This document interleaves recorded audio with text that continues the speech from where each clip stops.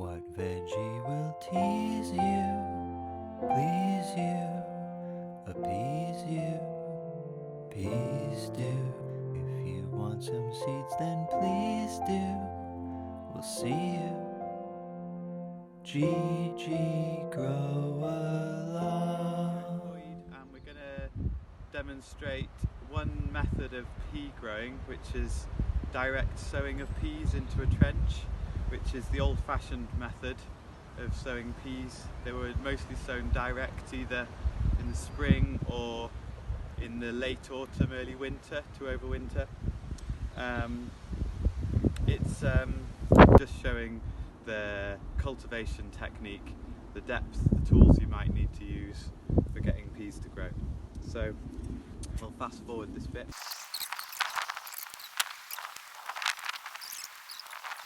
Main thing about using the fork is I'm just using it to loosen the subsoil and make sure that there's free drainage for the peas.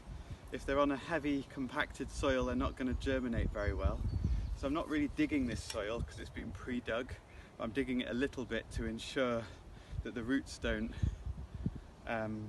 get stuck on a hard compacted soil that we've walked over because we've been coming on here to harvest things. So pushing the fork in, loosening it, and then bringing it up again. I'm not actually lifting the soil.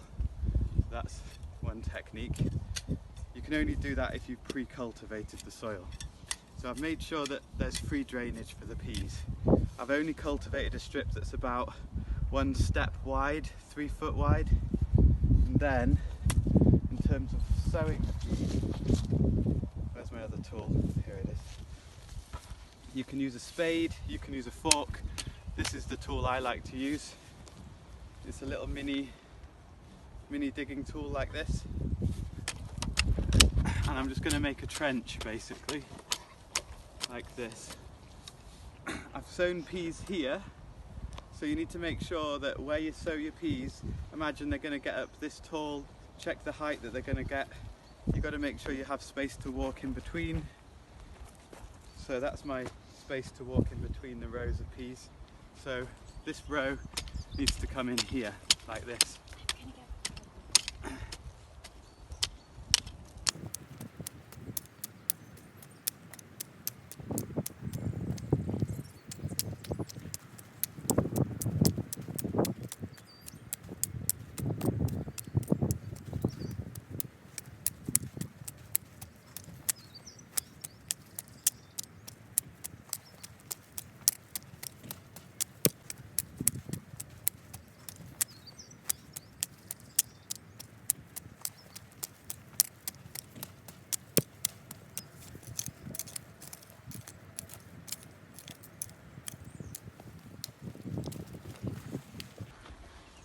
So that's the row dug.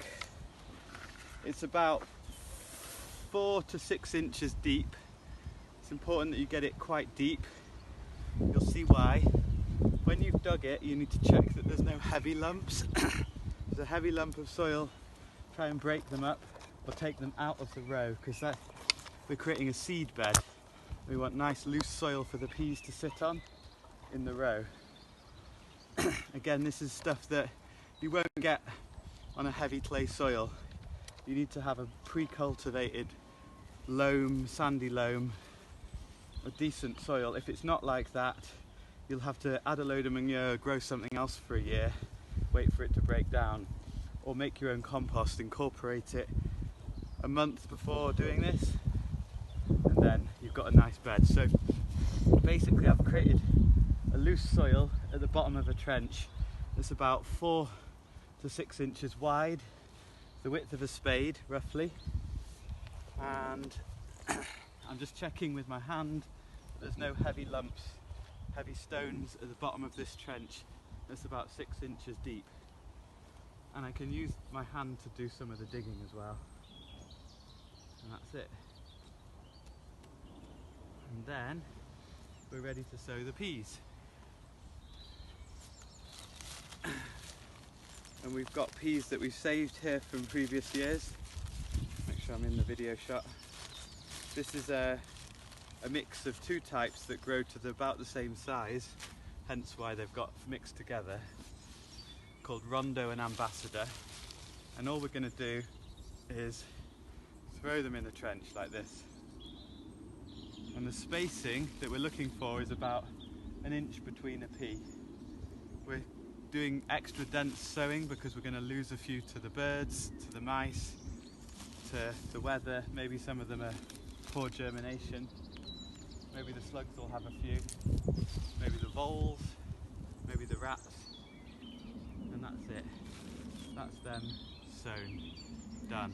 And then you cover them up like this with your hand, or if that's too much work, you just run the tool along like the edge, like so.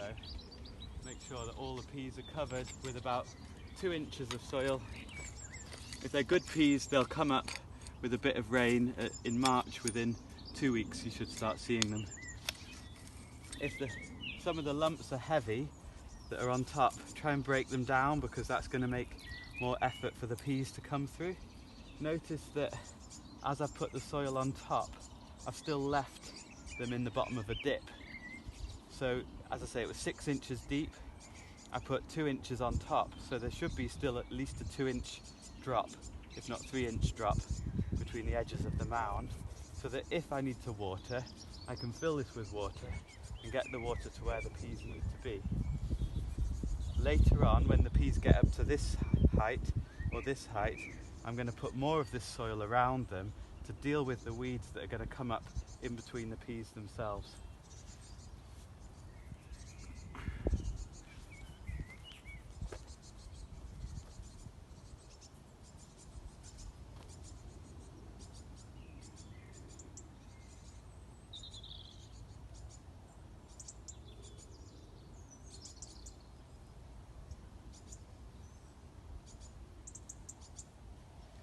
So I'll just recap for you the process.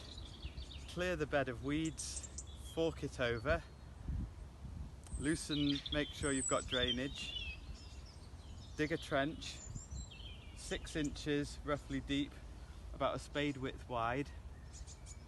Make sure that there's no stones in the bottom of the trench.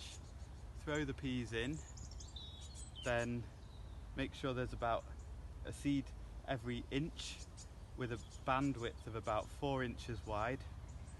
That's more than you're going to need, but better to be safe than sorry. Then sprinkle the soil back on top, and that's it. Done. Tree, tree, grow.